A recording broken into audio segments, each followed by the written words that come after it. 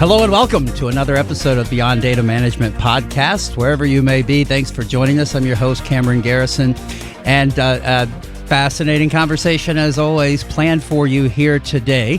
We have the distinction of being able to talk with the now current president of NEHA, Larry Ramdin, and he is joining us here virtually in the Beyond Data Management podcast studios here today, and really looking forward to conversation. He's a really interesting background. And so, Larry, or should I say Mr. President, welcome to the show.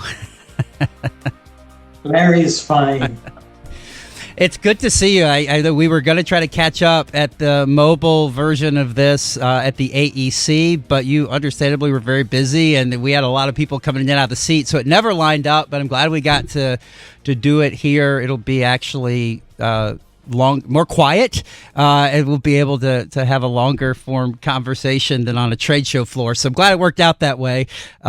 And looking forward to this today. So you have a really super interesting background. You've been in environmental health for a long time, but you didn't start at a department in the U.S. as sort of your initial entree into it. So maybe let's talk about your background and how you evolved and got into this field and have been in it now with a lot of distinguished accomplishment. And then, ultimately ending in the working here in the States in multiple departments and now president of NEHA.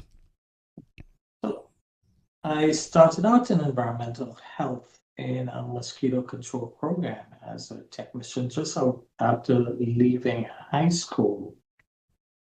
And I worked there for 3 years. I've always been intrigued with biology in high school. I remember when I interviewed for the mosquito control program, one of the interviewers was a public health inspector whose first question for me was, did you prepare for this interview? And I said, prepare? No, this is just basic stuff we did in school. Of course, you know what diseases are spread by which genus of mosquito. I was accepted into the training program and I worked there.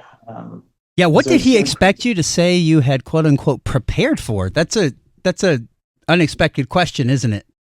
Yeah, it was, because I think he came off a bit negatively.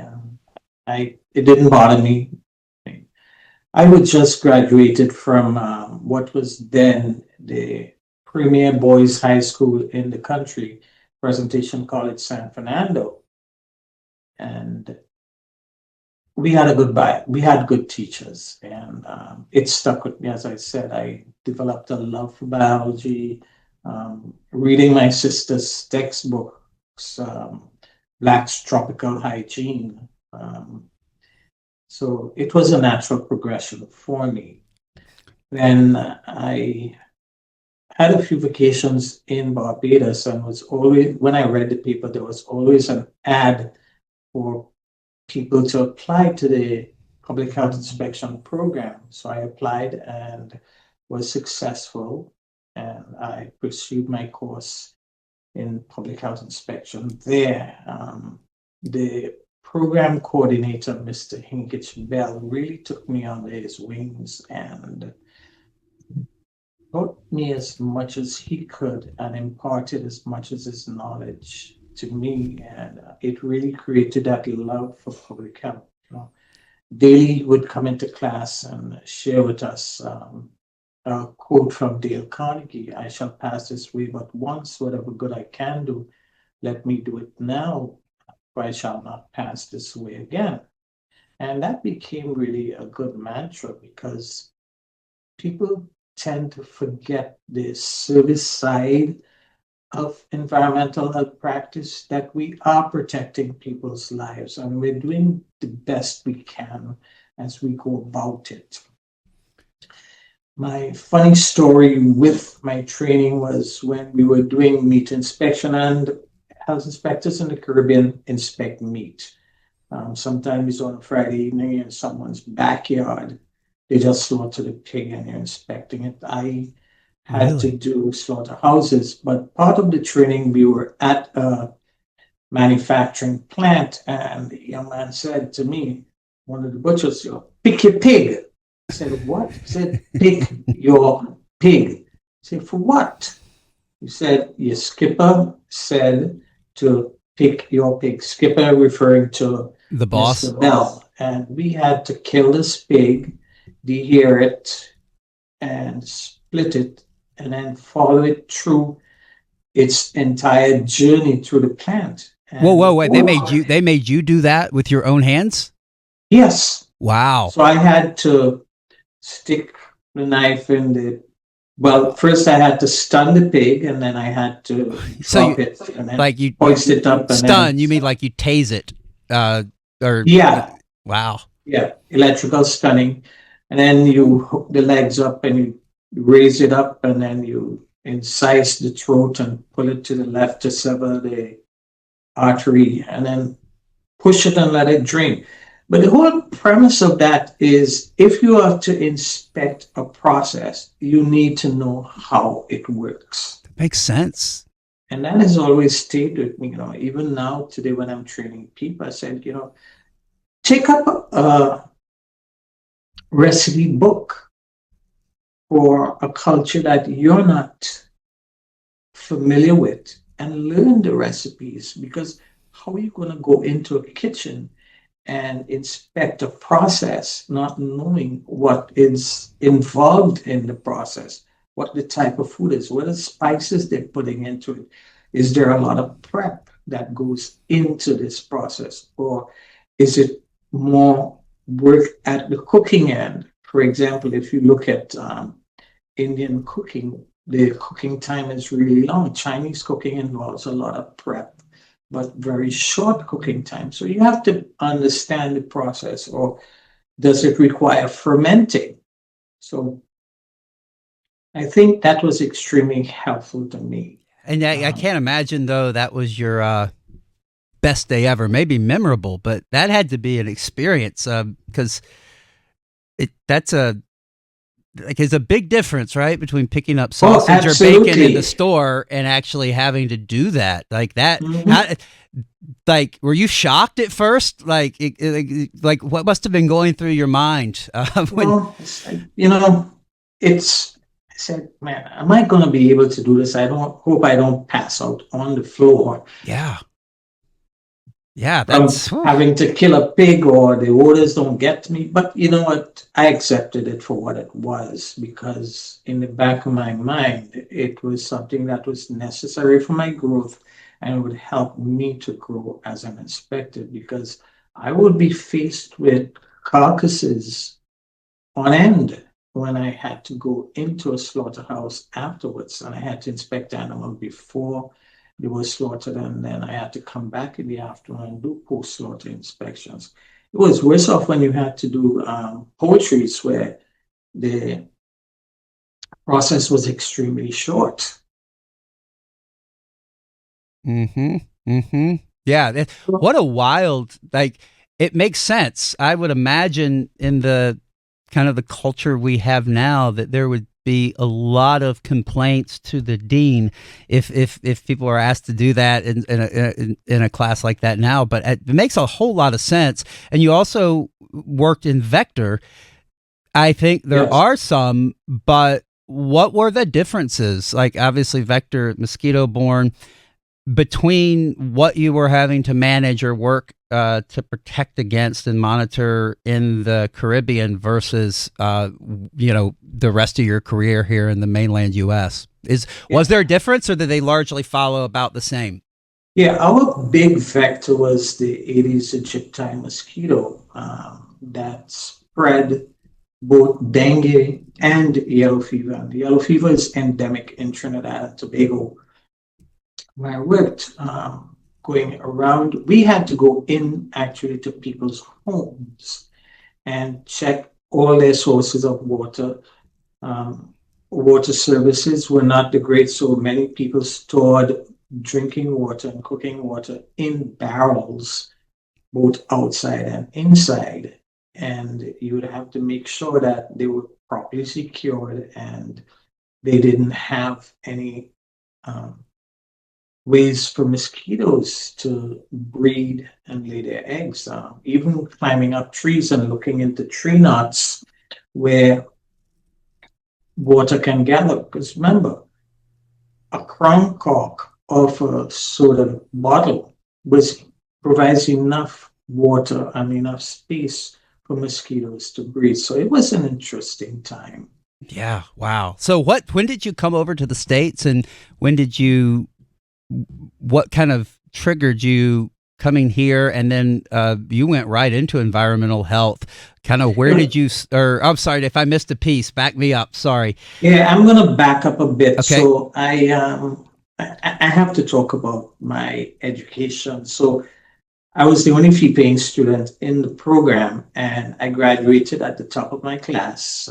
I was awarded all the prizes in environmental health that year, and I was also the most outstanding student in the Division of Health Sciences, which was med lab technicians, health information technicians, pharmacists, and environmental health practitioners, or those days we were called public health inspectors.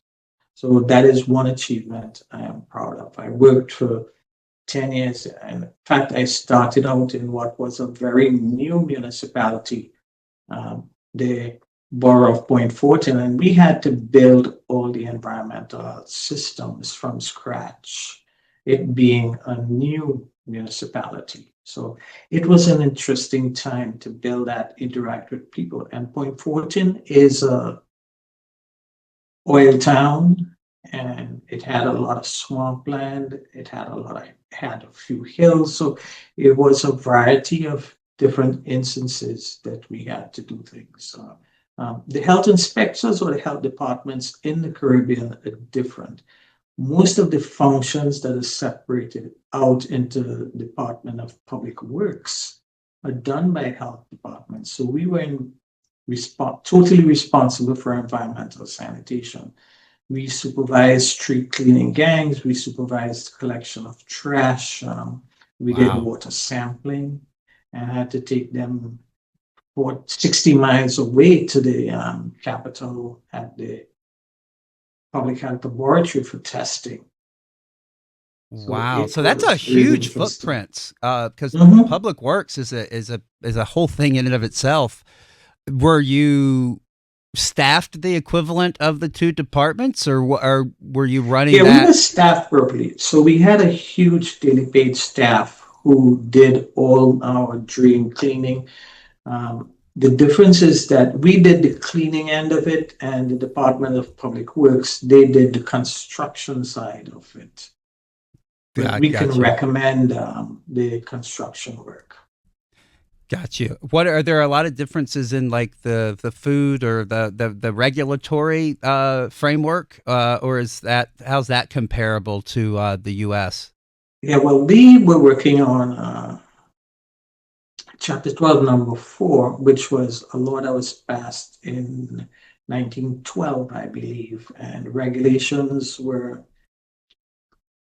last passed in the 60s when I was there working. So it did present a challenge for us. But as health inspectors, you do all you can with what you have. Yeah, you have to. So no equivalent of the updated every couple of years FDA Food Code in the framework there. Interesting. And so you obviously had high marks. You could do whatever you want. And the experience from there, what led you to the next jump in your career? Well, I also went back to school, and I did my diploma in meat and food inspection. It was the only advanced training that was offered to public health inspectors in the Caribbean. So specifically for food inspecting? Yeah. Interesting. So then I got married, and then my wife was offered, there was a new thing. My wife is a nurse. There's a nursing shortage on, and she was recruited to come to the US, Massachusetts.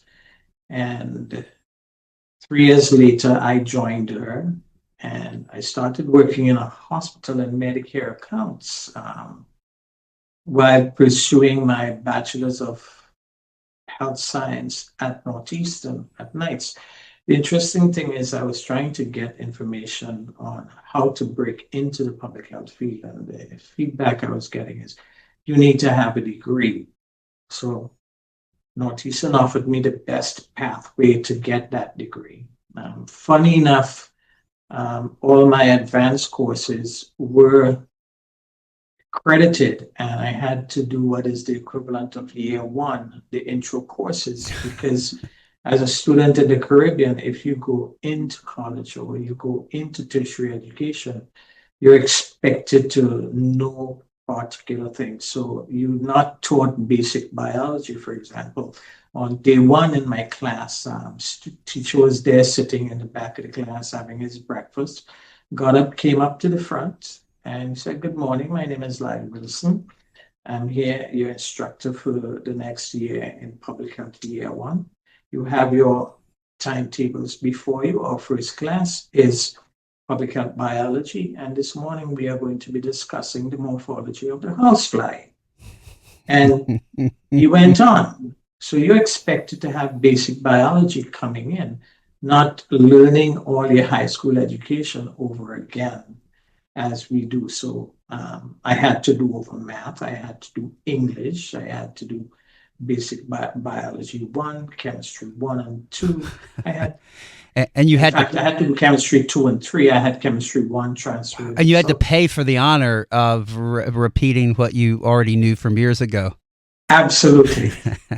Actually, you raise a point. I haven't thought of it that way before. What is the purpose of the 101 classes? Because to prove that you have what you need to even get admitted to college almost should make that redundant, shouldn't it?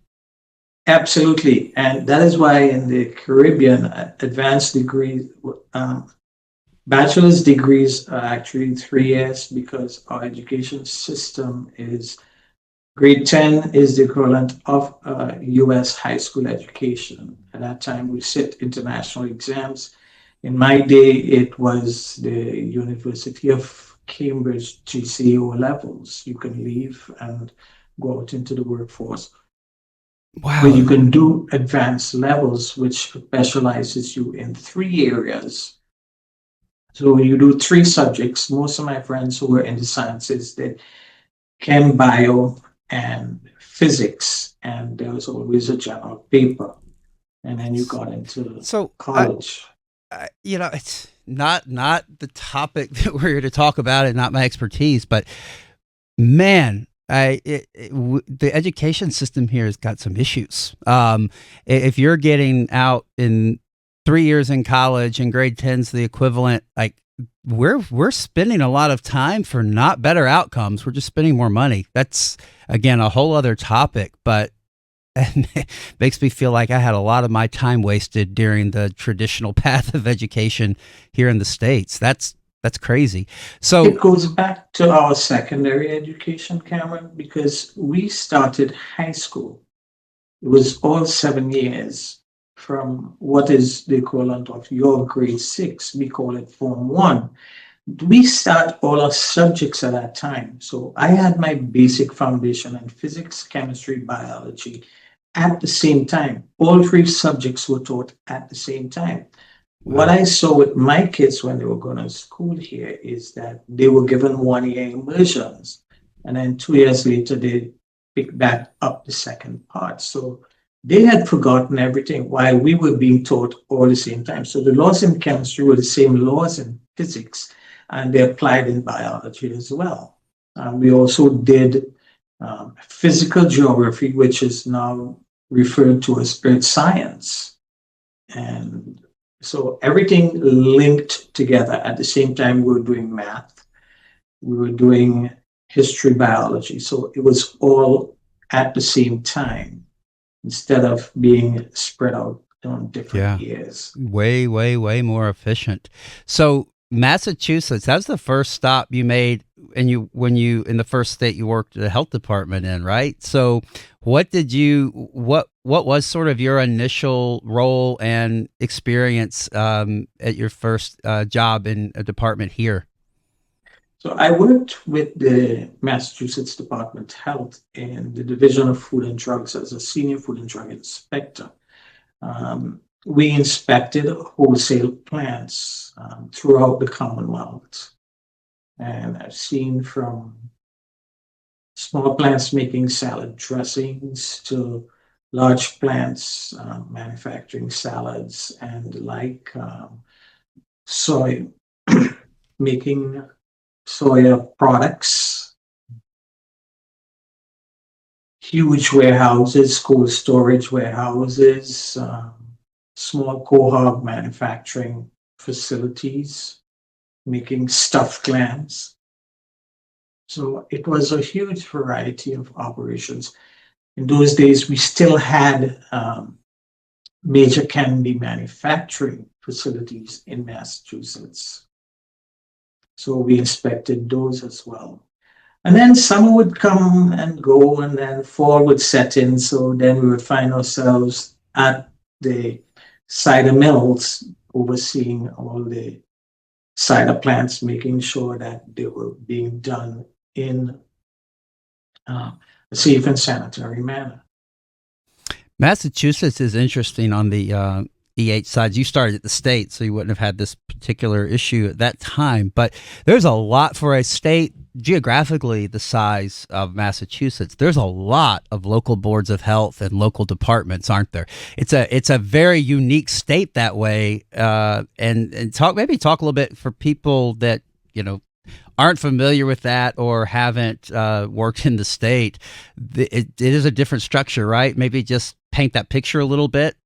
Yeah, absolutely. We have 351 cities and towns. It's different because Massachusetts is one of the original 13 states, and we were built out by the time people started moving west with Manifest Destiny.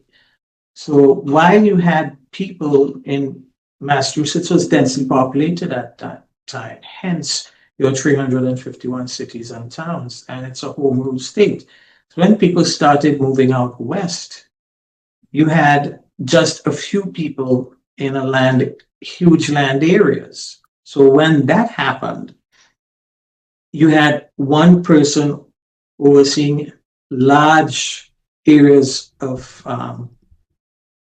land areas with very small populations. So county government became the way that municipal government was managed, and that has continued until today. Also, you had stratification between environmental health departments, where some environmental health departments are standalone departments, whereas you have some environmental health departments within city or town government. I mean, remember, Port Revere, after we became a country, was the first chair of the Boston Board of Health. Yep. So that tells you how well established we were in the colonial and post-colonial period in Massachusetts. And you actually describe what it is very well. It's exactly right. And so you can have little townships. They may only have 8,000 people.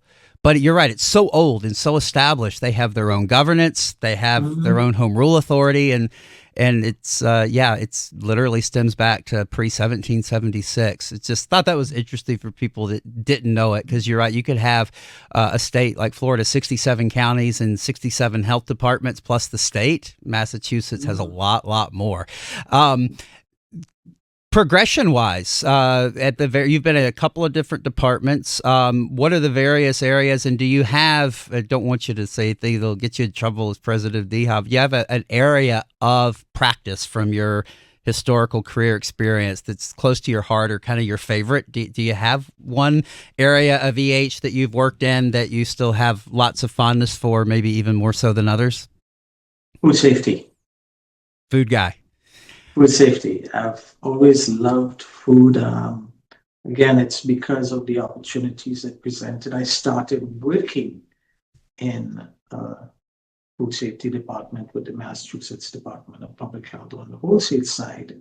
And then when I left the Department of Public Health, I went into a manufacturing facility as its director of quality control. I worked in consulting for a year and a half, and family circumstances required me to be more available at home. So then I moved into local public health in the early 2000s. You, as we mentioned, we had was a group of peers, I guess, sort of be considered your inaugural ball at the AEC, the president's reception, and we had a fascinating conversation. I was just really interested to hear some of the thoughts you were sharing with some other people there. I also think you had an article in the most recent NEHA journal that I think we actually have a copy of. It's the most recent one, President's Message. I stand on the shoulders of giants. Obviously, we don't expect anybody to read that off the screen. And for those of you that are audio only, it's just it's a picture of the article in the journal. Really fascinating. It's good on some background for you, but there's a couple of themes that you, if you don't mind, I wanted to explore. So one of the common things that's come up, multiple guests. So Dr. Dijak from NEHA has been on, directors of small departments around the country, large departments, and just rank and file inspectors. We have a broad cross section, and burnout's a real issue. And as we've talked to several guests about,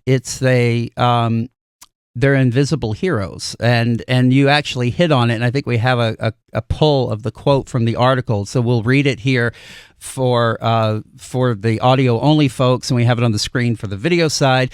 This is a quote from the article in the most recent journal. I commend anybody to go check that out. You can get it online as well. The quote that jumped out to me: "We as a profession are doers, not talkers." It's definitely true. "We solve problems and we move on to the next one. We don't spend enough time claiming what we've done, nor do we get the recognition for our work, which could be the reason for us being," and this got my attention, "the hidden profession. So let us all work together to claim our space and gain the recognition that we deserve." It caught my attention because I think this sits heavy on a lot of people's minds, and even if they can't articulate it, they feel it. And I think there's a lot of reasons for that. One of them is when you're in the business of prevention, which by definition, that's a win for environmental health and public health in general. How do you get credit for the child that didn't get hospitalized, the person that didn't get sick? So I think there's some obvious reasons for it, but I wanted to dig into that because that quote from the article really did jump out at me. What are some areas how would we go about, and how does the community go about claiming that success? And you didn't use the word credit, which I thought was very intentional and stood out. You're not looking for somebody to take a victory lap, but the public should know what's being done to protect them. How do you go about doing that? It seems easier to put into a sentence than it actually is to do in real life. So take us beyond what you wrote about in the article, and what are your thoughts on that? It's really about how we focus on our reporting. Many times you say we've investigated 20 foodborne illnesses. Well, we're not talking about a community where you serve 10 million meals a year and you've only had 4 foodborne illness outbreaks. Well, the reason for that is because of the good work by our environmental health practitioners. It's because we are doing what we're doing well. Number one, investigating, making sure that everything is being done properly, but more so educating both our restaurants, our food service establishments, and our community on what to look for. So I remember one of my board members, when I worked in the city of Salem, writing a wonderful article about what we're doing, and say it's not the things that we investigate that's important. It's really the things that we prevent that's important. When we look at cases of asthma in housing, we can measure a decline in those cases, and we can claim ownership for that. Is it because of advanced treatment and the available of treatments? Yes, but there are triggers that occur within rental housing that we as health professionals, we as environmental health professionals, that we take care of to prevent those things.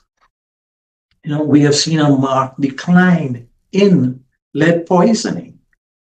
We are very integral to that. We've seen marked declines in vector-borne diseases. Are we responsible for it? Yes, science has done some things along the way, there are vaccines, etc., but we do play a very important part in those areas, and we need to take credit for it. Our big challenge also is we keep talking to ourselves around the campfire circle. We have these conferences where we all go to and we talk about what we're doing and we pat each other on the back. But the people who are most important to us are public. We're not educating them enough. We're not speaking to them enough about what we do. In my next article, I talked about, claim your space. Have an open house. Let people see that the swimming pool that they go to, it's because of us making sure that it's being managed properly, that they're safe and they're not coming down with diseases. I remember going to a swimming pool and the certified pool operator who was there to open up the pool didn't have a clue about how to balance the pool, and his chemistry was off all the time. So at my third visit, I said, okay, let's step back a bit. Can you tell me exactly what you're doing? So he was doing everything backwards. So he was increasing his chlorine, then adjusted his pH, and then his alkalinity, when he should have started out with alkalinity, pH, and then chlorine. So we worked it out. And I went back the next morning and everything, and he said, this is the first time someone has given me the education around this. But you're a certified pool operator, right? He said, yeah, but no one ever instructed me the way you took your time to instruct me about doing this. And so, we have that educational part to play. The good thing is when you share information with people and when you share good information, it's told to many. Tell your story. Go to your city council or go to whoever your managing body is. Many of them are televised. Get on. I'm here and I'm doing this right now, Cameron, because it's a really great opportunity to sell environmental health. And thank you for this opportunity. Oh, it's our pleasure. That's what this whole channel exists for. Because I couldn't agree with you more. It's an invisible profession. And if the public actually got a peek, they'd be impressed and they'd be really, really surprised. One of the things is sometimes, and we'll put you in the hot seat. You can take a pass if you want a little at the end here, but a lot of times when we have people on that have done work in the field before, they'll tell their stories. They'll talk about inspections they've done that will be burned into their memory forever. And when a clip of that, separate from the whole episode, gets posted, people go crazy for it, and not just the environmental health, which is the core audience for these conversations. They go crazy for it and a lot of times their comments, and they'll email a note, wow, I really enjoyed that. It's almost shocked that they didn't know that whole process took place in their society, and they might have seen like a placard on the wall or something, but they were largely blind to it. The public is not bored by this. I think you're right. It's about finding a way to cut through the noise and put it out there for them in a consumable way. And NEHA has done a good job. NEHA has a graphic video that talks about, you get up on a morning and you have this army of professionals protecting the water you're drinking, the food that you're eating, the air that you're breathing. I remember Wesley Nix from Placer County did something similar. And that tattoo that you're getting, it's safe to get that tattoo because environment. is ensuring that you're not being placed at risk. Yeah. If it goes in your body, which is, Mhm. I've talked about with other guests, is like, especially eating. Something very unique about the food program, in my opinion. It's interesting. It's your favorite. I think there's a lot of reasons for that, but one of them is it's not optional. It's not opt-in for anyone walking around alive today. So, like, you don't have to get a tattoo. That's a choice. You don't, in some cases, have to live somewhere where you have to install a septic system. You could live in a city. You don't have to swim in a swimming pool. Everybody eats. And in today's busy society, everybody eats out. It's just varying degrees, how often, which types of places, but everybody does it. So it's literally one of the few things that is universal to all people alive. And it's very intimate because you're taking something from a perfect stranger and ingesting it. Absolutely.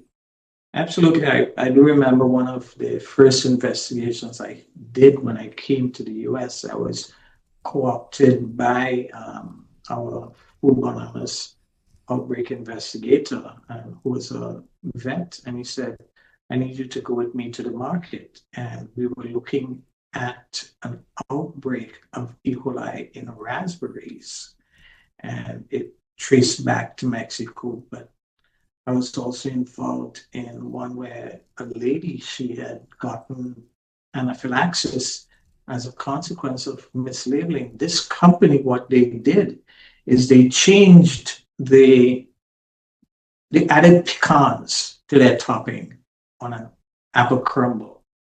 So they changed the labeling on the master case, but the individual units, they did not change that. But what happens when cardboard comes into a facility? They take everything out of the master carton and they put them on shelves in the walk-in to reduce the amount of cardboard dust that is spreading around in the walk-in and fouling the intake vents in the fins in the walk-in. And the lady asked, and she was told no because her server checked the master carton label, only to find out that it was changed. And because the master carton still had the old covers, the company was doing the manufacturing, decided to go cheap and use the old labels out, the pre-printed covers. So here we had a recall that was up and down the East Coast. Yeah, for a major allergen issue. Yeah, and that's the other thing. It's not just local, especially, yeah, if you look at, I don't remember off the top of my head, the amount of miles that the average meal travels now to get to our plate. There is no such thing as there is, but there's no such thing as assuming that a outbreak is local or in some small area just because that's where it got first reported. Who knows where it came from? Like the epidemiological side of this is quite a web that has to be navigated, isn't it? Oh, absolutely. And we are grateful that we have really good EPIs who can guide us so that when we're doing the investigations, they can give us really great information because products are spread so far and wide across the country. And I'm grateful that I was part of the original planning team that brought environmental health when the old conferences where you had the EPIs having their conference and then you had the lab people having their conferences. And it was all combined into what is now called the INFORM Conference, Integrated Foodborne Illness and Response Management Conference, where the three-legged stool, where the three major players in foodborne illness are at the same table. And our first presentation was explaining what we as environmental health practitioners do and what is permitted of us with the food code. Yeah, and that's a good point. So obviously you understand because you weren't an employee of NEHA. The president is a separate position and not on the staff. And so you worked in local public health your entire career. And how much of a cost do we pay when you mentioned things like food code by having such a, I guess, a patchwork system, right? Not everybody's on the same. I think they're generally, like, broad strokes are pretty close, but I've encountered agencies that we've worked with before that literally were like 20 plus years behind in changing over, adopting a new food code. How much is that lack of uniformity cause an issue? And I assume because you've worked at the local level, you appreciate the flexibility of not being told centrally what to do at your local level. But what's the right balancing line? And is that an issue? Uniformity across the nation. So let me speak about the Massachusetts experience firstly. The food code has been adopted, and it is the law for every single one of our 351 communities. While we can make the law stronger, we cannot make it weaker than what is within the food code. So that is extremely helpful. It levels the playing field for all the players. Let's say, for example, I am a national chain restaurant, and I am coming into 10 different states up in the Northeast, and I have to work on a different food code for each one of those states. And the way that local retail food is regulated is different in each place. It makes a huge challenge for that entity because you don't know which, on any given day, which one of those laws that you're going to have to be responding to. If the playing field is level and people are adopting the food code across the state, then across the country, I think it's going to be extremely helpful.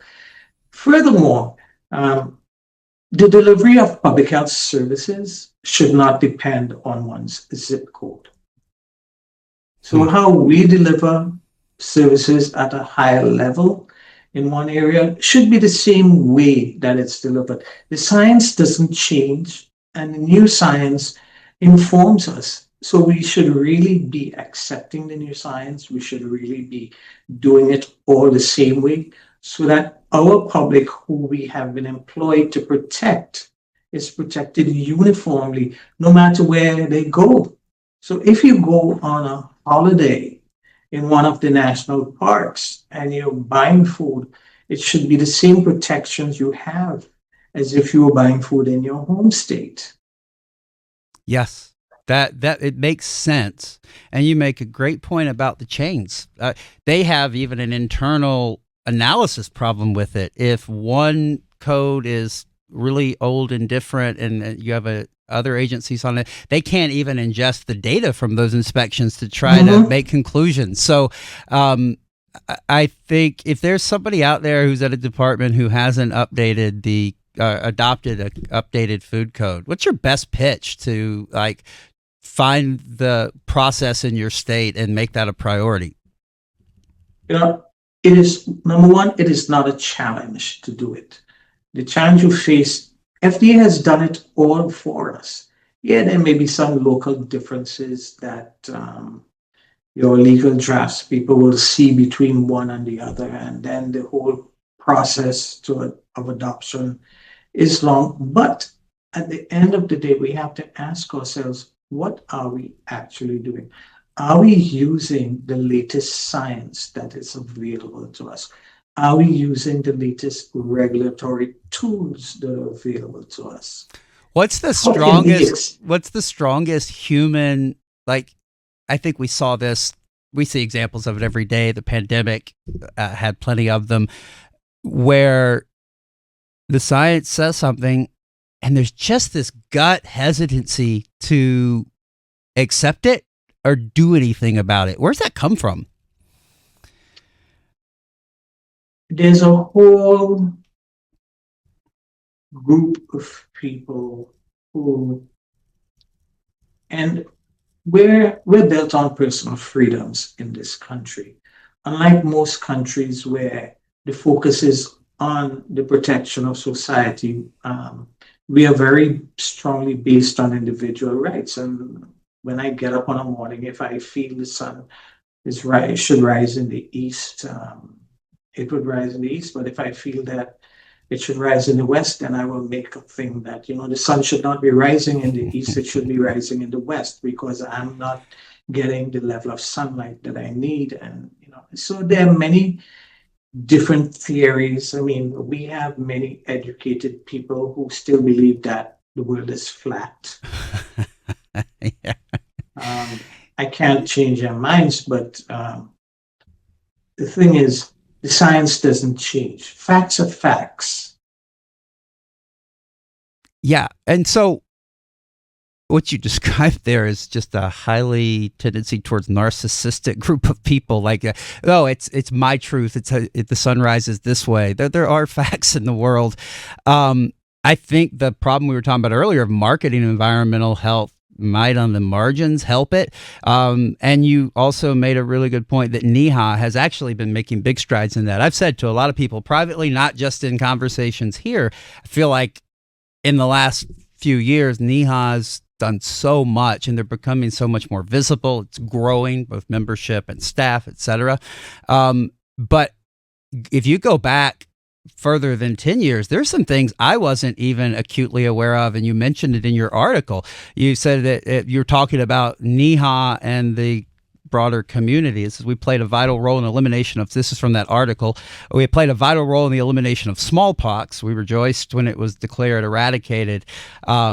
We dealt with West Nile, the spread of tickle-borne illness, emergence of new vectors, et cetera, et cetera. Yeah, NEHA actually does have quite a track record of accomplishment.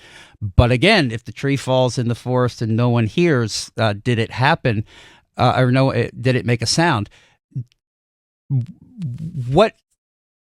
First of all, like, I didn't realize personally that NEHA had the role they did in the smallpox side of things. And I'll bet you there's a lot of other people that work in environmental health every day that probably didn't know that fact. So I think it is getting better, but is more information and anecdote to this resistance, or are we just going to always be dealing with stubborn, stupid people? And that's always going to be a factor you have to deal with, to put it bluntly. My words, not yours. And because I don't think that there's always a conflict between constitutional personal liberty and being smart and not killing your population, right? Like, those two things can exist at the same time. There will always be a group of people who will have alternative opinions that does not necessarily jive with the scientific information that is there and present. That's why I say that, we need to really think of ourselves as scientists, not technicians going out there. And we really need to educate people a lot more. NEHA has changed its focus. And again, one of the things I've asked and we are doing is really run major marketing around the impact of environmental health on human health over the years, because prevention is key to it. Prevention doesn't cost as much as treatment, but there is money in treatment to be made. There's not a lot of money to be made in prevention. So again, there's so many different factors, but educating our public about who we are as environmental health practitioners, our impact and what we do on a daily basis, and working together with us. I remember going back into the islands and when we were doing dengue surveillance and looking at clearing lots. We had a crew who, if you had your lot overgrown, we would come in and we would cut it and then just add it to your taxes. It was an abandoned lot, but we could not have that risk to the greater community because you chose not to clean your lot. And then it became a dumping ground as well. So once your lot was cleared, people would think twice about throwing trash and other things there instead of putting it outdated. Yeah, there's an inertia, isn't there? When things become disorderly, the inertia is towards more disorder. And when something's Absolutely. nice, yeah, people take more pride in it. That's actually just a universally good point. So I can imagine that it must be exciting, but also a little bit stressful. So you're NEHA president, you get 1 year. Kind of as you Yes. look at that year, I'm sure there's more than you could get done in 4 times that amount of time that you'd love to do. But what do you have the ability to maybe do a bit more on in the elected position of president?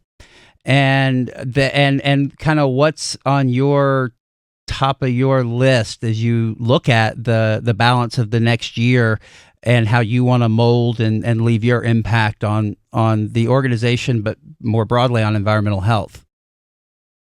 Well, there are a couple of things that I really want to focus on during my term, and a lot of it is continuity, and each president has focus areas, and you're prepared when you're elected as an officer, you're elected as second vice president, and you progress into the first vice president's role, and then into the president-elect's role. You become president, and then you serve an additional year as the immediate past president. But during that time, you're seeing the progress that's being made. I am fortunate that I've been on the board since 2016. So I've spent an inordinate amount of time on the board, seeing where we've come. I've worked on projects, and marketing of EH is one of those big ones. But it's also about preparing the next generation of environmental health practitioners. How can we, as seasoned practitioners, then prepare our next generation so that there's continuity in the operation? I have seen where, and I said it, when I moved to the US, one of the first things I was told is that don't share your knowledge with people. That is job security. I think that was a lot of nonsense, because Yeah. information is useless unless you share it. If Yeah. it's in my brain and it's not being shared out there, and I was throughout my career, that's what I always did. I was 2 weeks retired, and I got a call from someone who I took them out in the field the first time and shared information with them and groomed them, and said, well, I have this training program that we're managing, and do you mind sharing your knowledge? And because, you have a lot to share, and I don't think you're ready for retirement yet. And I said, sure, why not? Because it's something that I always held dear to me. It's sharing information with people and preparing a next generation, involving our past presidents, involving the professors who in the EHAP program, also the American Academy of Sanitarians. We can all come together. NEHA itself has its own mentoring program. We've created community where if you're a NEHA member, you can ask a question on any topic and you get feedback from professionals who have seen it from all across the country, all across the globe. If they have access to our community, you're getting that type of feedback. So you have this group of people who are invested in your success, who will support you and make sure that you get there. If you have a question, well, should I do my RS or should I do something else? How should I prepare my career? What are the things that are important? You can just go and ask, how can I do this? And have one-to-one conversations. A guide will adopt you and take you through your career. That is what we're doing for each other. Yeah, and you're right. And I think, you tell me, maybe I'm crazy. I think one of the things holding some people back from availing themselves of what's freely available there for them is the imposter syndrome, the fear of looking like you don't know something, which is so counterproductive, right? Like, Absolutely. No one knows everything. Even if I still learn, and I've never been like a field inspector or anything. I learn things that shock me literally every day still. And I've been around this for 26 years now. But what would you tell somebody who has that, doesn't want to raise their hand in class, fear of looking like they're behind? What would you tell? It's a bad impulse, but what would you tell them, especially in light of what's available to them? The only bad question is the one you did not ask. People are willing to help you. I have been in the practice over 40 years, and I learn every single day. And I not only learn from people who are doing research, etc., I learn from people who have just come into the field. We exchange information. I grew up in a time when paper and fountain pens were the rule of the day. Yeah. No one uses a fountain pen anymore. No. Sometimes no one uses a pen anymore. Yeah. No one uses books anymore. Yeah. And the younger people have a wealth of knowledge they can share with us who have been in this. So never be shy about asking a question, and never be shy about sharing your knowledge, because you may know a lot more and you can contribute a lot more than you think you do. Well said. And also the young people, I've noticed, as they're there's a generational shift underway. And the other thing that they're really helping a lot of their agencies do is modernize in terms of infrastructure, technology, an area that I've worked with a lot in my career. They have certain expectations. You're not going to have much success recruiting, people coming out with science degrees if you expect them to write in triplicate on paper. These are the kids coming in now. I say kids, they're grown adults, but the new generation coming in has done everything on their phone for pretty much as long as they can remember. And so I think also there's a generational shift there that is actually forcing the issue on tech and forcing people to rely on those younger colleagues a little bit more, because they do know something they don't, especially in that area. Well, challenging the establishment, because a lot of them, when they're coming in with bright new ideas, and they're afraid to ask a supervisor or someone in a position of authority, why are we doing things this way? Is there a better way to do it? And my response has always been to those people who ask that question, okay, if you're asking the question, what are your suggestions? How can we do it better? And you get a ton of information back, and you're able to improve your systems and your data collection, and your data collection then informs what you're doing better. Simple things like you said, why am I walking around with a clipboard when I can do this all on my phone? But that's where we've done it all the time. Well, that is never a good answer.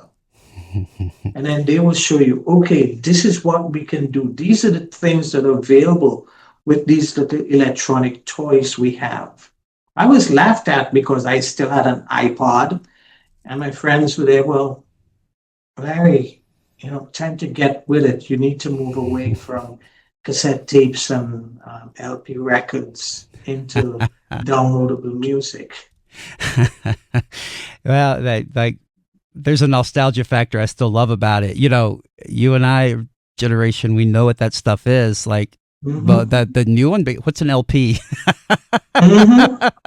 As you look at the future, not just the next year while you're president, but you just look at the state of the field, of the community.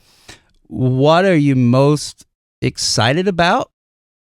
And conversely, maybe not what scares you, but what do you think really jumps out or concerns you for the future? So as you look ahead, the kind of the cautionary, that concerns me, and the win, where you feel like you're really optimistic. So there is greater ethnic diversity in the field. So you have people who are coming from a variety of backgrounds who are better able to inform their peers and colleagues. And we look more like America It's a great than point. we did before. And not only look like America, but we behave like America. What do you mean by This that? What do you mean by that? Behave like America.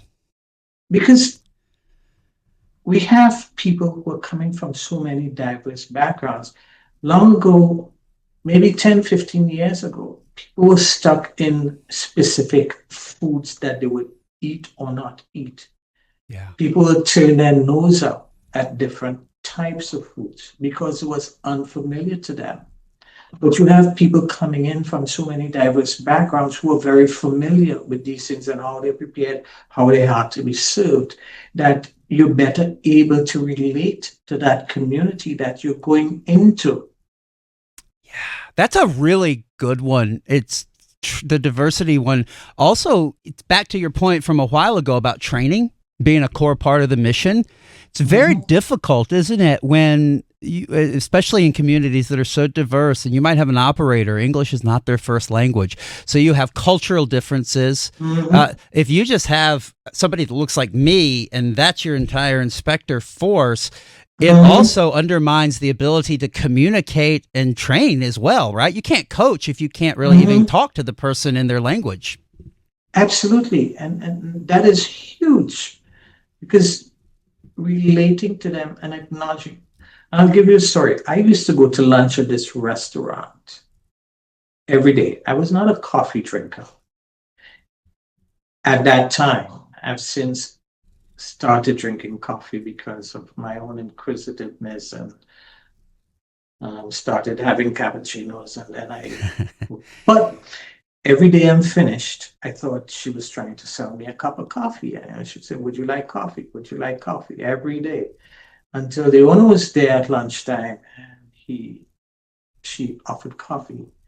And he said, Larry, the next time Lula offers you coffee, if you don't drink coffee, take something hot. Said, what? Says she's Ethiopian. And for an Ethiopian to offer you coffee, it's a huge gesture. Wow. So take something. It's actually insulting to say no.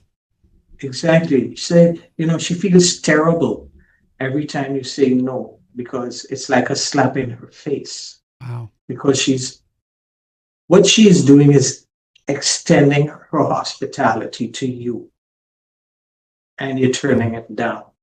He said it's not about the price of the cup of coffee. It's about the hospitality and her welcoming you into her circle. It makes so much sense. That's the human connection, which has been a casualty in a Twitter-crazed, social media-driven society. It's that personal touch and just common friendliness. It's lacking. It makes so much sense. What's the challenge? You look out. Maybe you're not. It's solvable, but if we don't do some things right, it could be an issue. What gives you pause as you look out into the future? Well, the challenges I see we're facing is the denial movement, that things aren't happening and the influence of that movement. But there are many smart people out there who are not buying into it and are doing what is right and necessary to protect health and to protect environmental health. I think we are on the right path. I have a lot of faith in the future of environmental health practice. It's in the hands of some really bright and enterprising people who are going to be moving us forward. Looking back from the days of when Pasteur developed pasteurization and Appert then took Pasteur's methods and developed canning to today when we're doing things a lot differently, but the basic principles are the same. It's just that we do things differently over time, but our basic principles will remain the same. We Yeah. have bright people, they're embracing the technology, they're embracing the changes, and they're moving the profession forward. So I say we have a really bright future.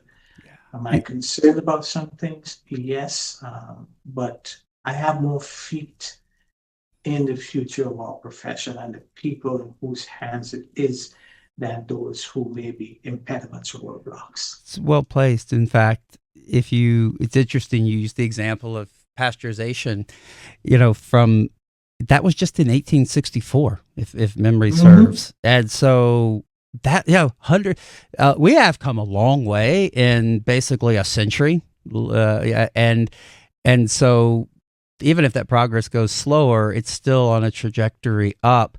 I don't want to get either of us way afield, but on your point about like people that deny or just resist, it strikes me that some of that could potentially be overcomable, because if we just want to talk about it in the political light, some of the people who may have a lot of skepticism towards public health officials and things, and be hesitant on myriad of things, are some of the same people, though, who are very concerned about additives in their food or microplastics or dyes.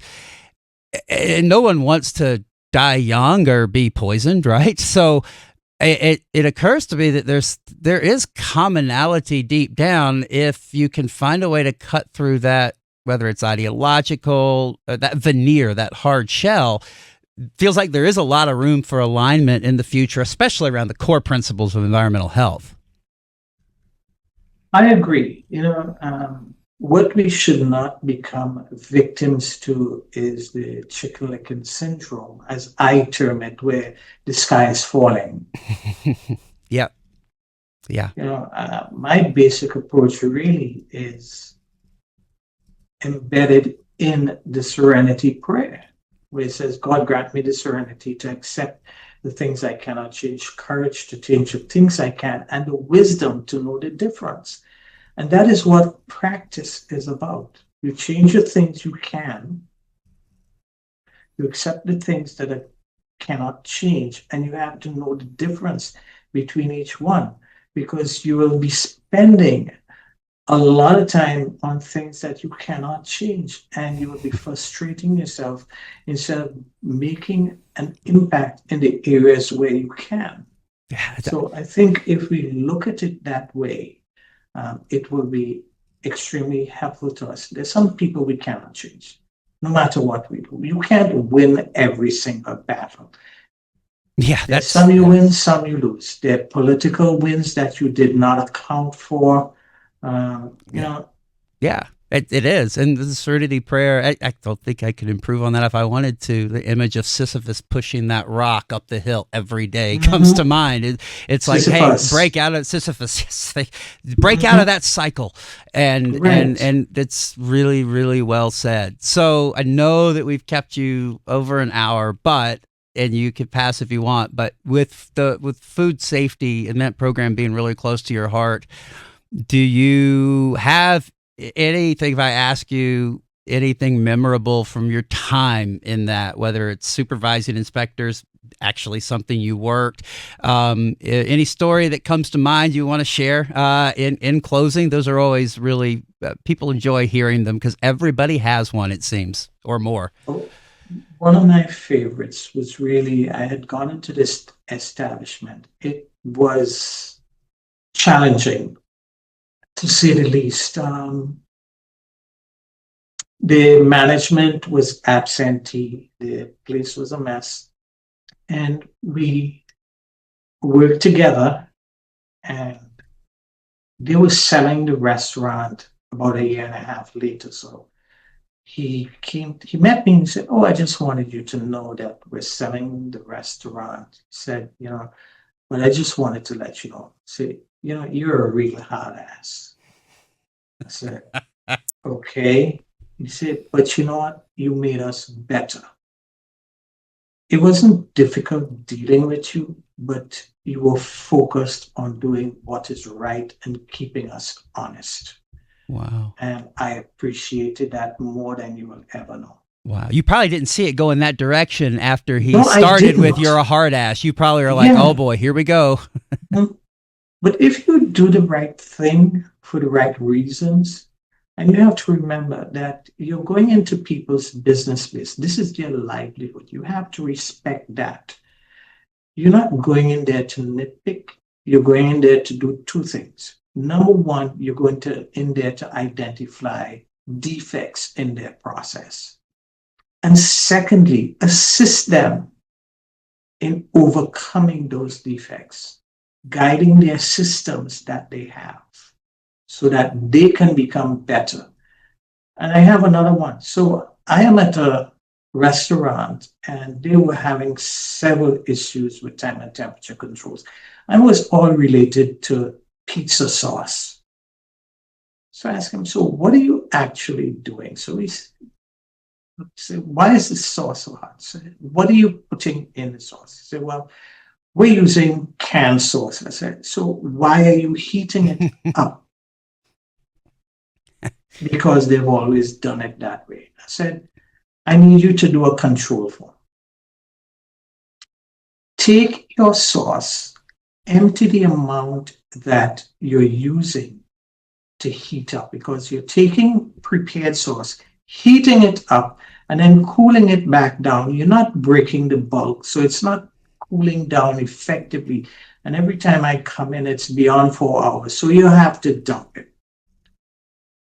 So what we did is we took all his dry ingredients, added it into his cold sauce, covered it and left it overnight in his refrigerator, and he started making pizzas with it. He said, this is so great. Our pizzas are tasting even better than it was if I had boiled the sauce. I said, because you're wasting energy. Number one, your gas bill is going to go down because you don't have to heat that sauce up. Your electric bill is going to go down because your refrigeration unit is not being overworked by having to cool this hot sauce down that you really had no reason to warm up in the first place. He saved a ton of money in the process. That's a great example of regulation done right? Like, because you could have just gone in there every time and said, oh, dump it. Mm-hmm. But you took the time. What I just took away from that, you understood why they were doing what they were doing, exactly. and what are you trying to accomplish here, and then you help them figure out a way to accomplish it. Turns out even better and cheaper, but you help them do that. That's almost like getting free consulting, not having a health inspector in there nitpicking you. That really highlights, I think, all that you've been talking about in terms of education and how you present and feel about what you're there to do. Mm-hmm.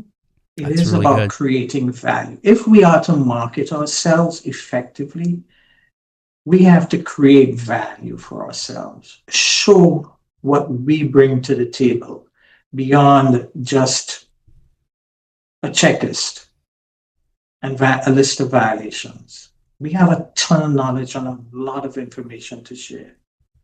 That is, one of the ones that I always baffles me is young inspectors are hired and no one you see on a job description, 2 to 3 years experience.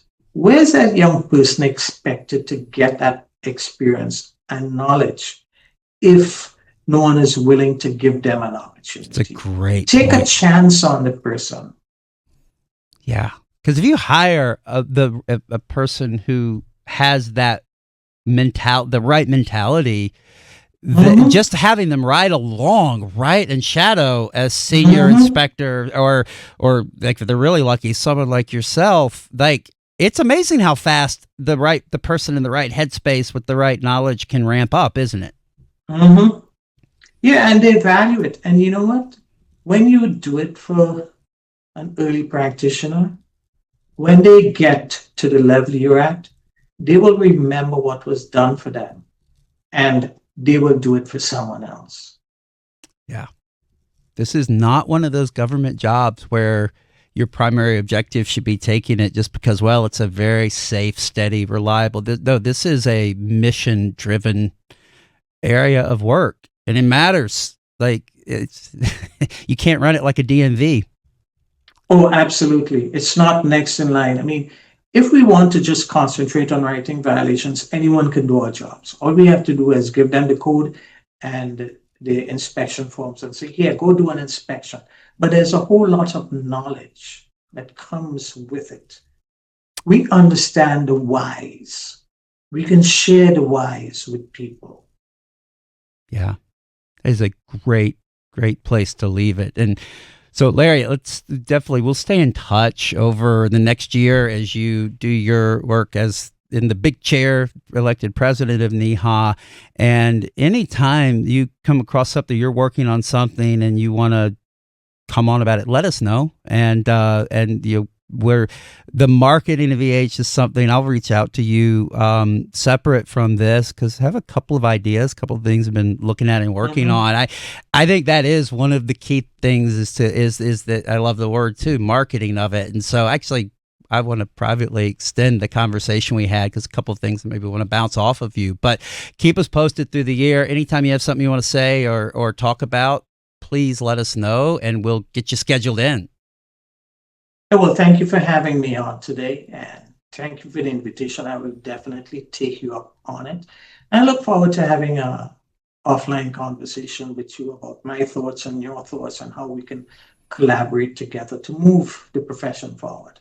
Yeah, I'm looking forward to that. We will be in touch. You heard it, so fascinating, great conversation. And there's just a lot to think about in that. I love the story at the end about taking them from throwing out sauce to ended up making their pizzas better, and they got to do it for cheaper. If that's not the global win, I don't know what is. Larry Ramdin, the current president of NEHA, National Environmental Health Association, and long time in the state of Massachusetts working in environmental health. That's all the time that we have today for all of us here at the Beyond Data Management podcast. Special thanks to David and Tina in the studio. A lot of work actually to put this together for weekly, and it would not happen without their diligence, competence, and quite honestly, passion, because they've got other things to do as well. But thank you to both of them. I'm Cameron Garrison, your host. For all of us, we'll see you next time. Well, in a week. Same time, same channel. Thank you all so much. See you soon.